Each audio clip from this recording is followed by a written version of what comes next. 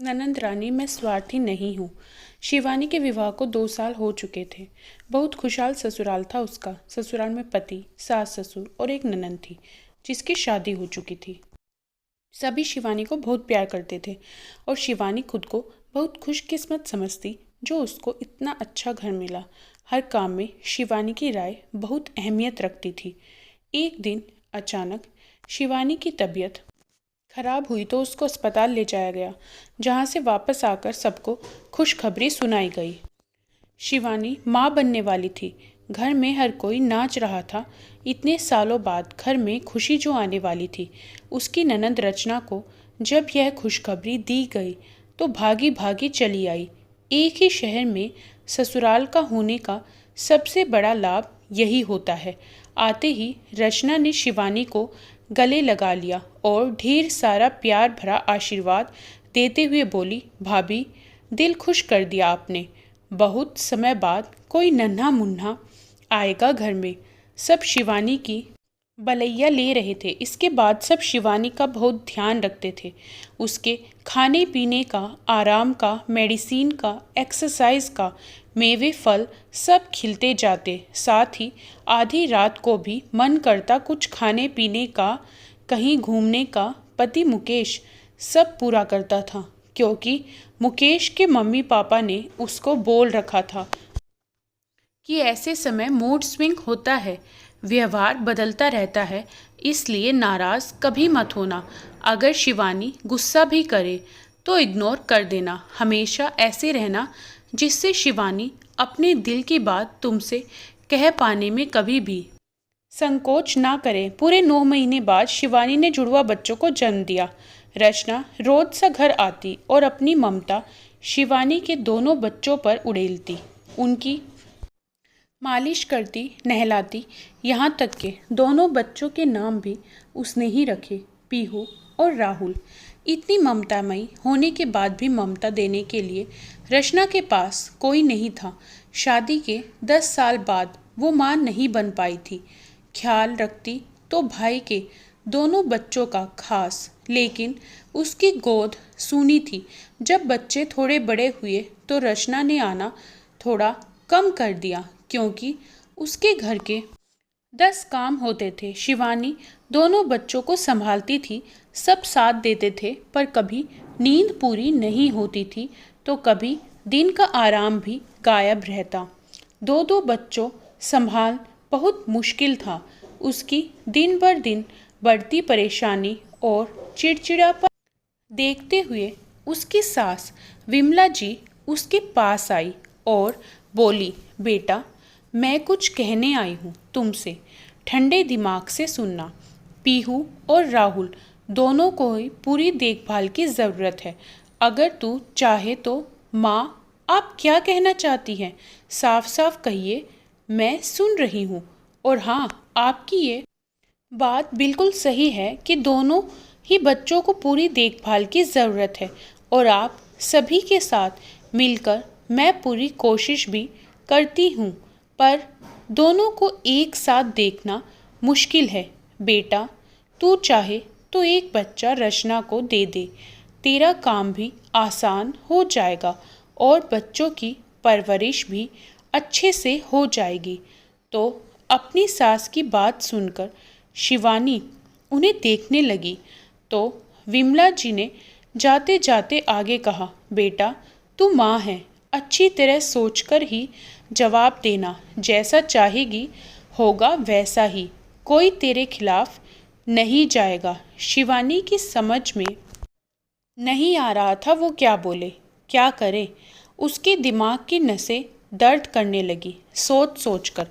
रात को जब मुकेश आया तो शिवानी को परेशान देखकर बोला, क्या बात है शिवानी, क्या आज भी नींद नहीं ले पाई? दिन में शिवानी ने सोचा मुकेश से बात करके देखती हूँ, शायद कोई रास्ता मिल जाए। शिवानी ने कहा, मुकेश आज माँ आई थी और सारी बात बताते हुए कहा, तुम बताओ मैं क्या करूं? मुकेश ने कुछ पल शिवानी को देखा, फिर कहा, शिवानी, गलत तो कुछ भी नहीं है इसमें। फिर रचना ने हमेशा मेरा साथ दिया और तुम्हारा भी ख्याल रखा। माँ की कमी ही पूरी नहीं हो पाई उसकी, पर क्योंकि तुम माँ हो, आखिरी निर्णय तुम्हारा ही होगा। जैसा मन करे वैसा ही करना, किसी भी तरह का प्रेशर मत लेना। शिवानी पूरी रात सोचती रही। फिर सुबह उसने रचना को फ़ोन मिलाया। दी, आप आ सकती हो क्या? रचना घबरा गई शिवानी के फ़ोन से। उसने पूछा, भाभी, पीहू और राहुल ठीक तो हैं? हाँ दीदी, दोनों ठीक हैं, बस आपसे कुछ कहना है।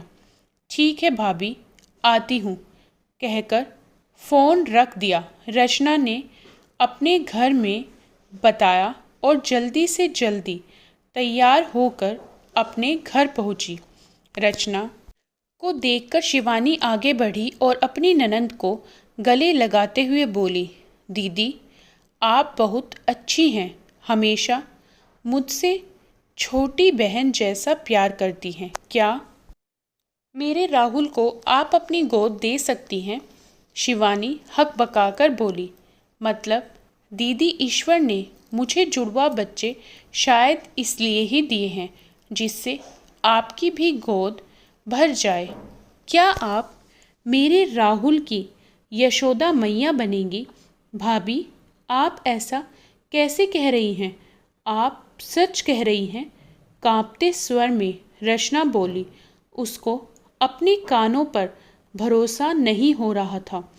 फिर अचानक से शिवानी को गले लगाकर रो पड़ी। भाभी, कलेजे का टुकड़ा बनाकर रखूंगी, कभी माँ की कमी महसूस नहीं होने दूंगी।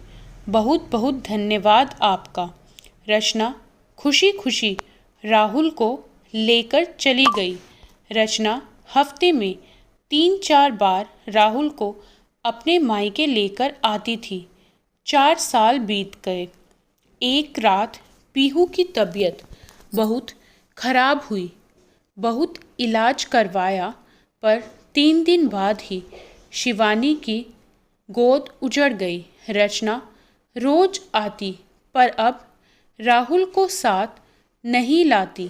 पीहू की मौत के 7वें दिन जब शिवानी को थोड़ा होश आया तो उसने अपने आसपास देखा। फिर रचना से पूछा, दीदी, राहुल कहाँ है? उसको नहीं लाई क्या? वो भाभी, भाभी, राहुल स्कूल गया है। रचना अचकचाकर बोली, पर दीदी, आज तो संडे है। शिवानी ने टोका तो रचना को ऐसा लगा जैसे उसकी कोई चोरी पकड़ी गई हो। शिवानी ने रचना को गौर से देखते हुए कहा, दीदी, माँ बनकर नहीं तो मामी बनकर तो उसको गले लगा सकती हूँ ना। पत्थर दिल नहीं हूँ जो एक माँ से उसका बच्चा छीन लूँ। मेरी खुद की गोद उजड़ गई तो मैं आपकी गोद कैसे उजाड़ सकती हूँ? बोलते बोलते हिचकियाँ बन गई थी शिवानी की। रचना शिवानी की बात सुन शर्मिंदा हो गई। रोते रोते रचना ने कहा, मुझे माफ़ कर दो भाभी, मैं डर गई थी। आपकी तरह की हिम्मत नहीं है मुझ में। मैं अभी लाती हूँ राहुल को। मुझे माफ़ कर दो भाभी। ईश्वर इतना निर्दयी नहीं हो सकता। वो आपकी गोद जल्दी ही भरेगा भाभी। विमला, मुकेश दोनों शिवानी को देख रहे थे कि इतने बड़े दुख के बाद भी विचलित नहीं हुई। सही मायने में माँ थी शिवानी और उसने अपना कर्तव्य भी निभाया। दोस्तों, कैसी लगी आपको ये कहानी? कमेंट बॉक्स में ज़रूर बताएं। वीडियो पसंद आए तो वीडियो को लाइक करें, शेयर ज़रूर करें। चैनल पर पहली बार आए हैं तो दोस्तों सब्सक्राइब करना बिल्कुल ना भूलें। आप सब्सक्राइब नहीं करते, लेकिन आप ऐसा मत कीजिए, सब्सक्राइब करना बिल्कुल ना भूलें। सब्सक्राइब ज़रूर ज़रूर करें।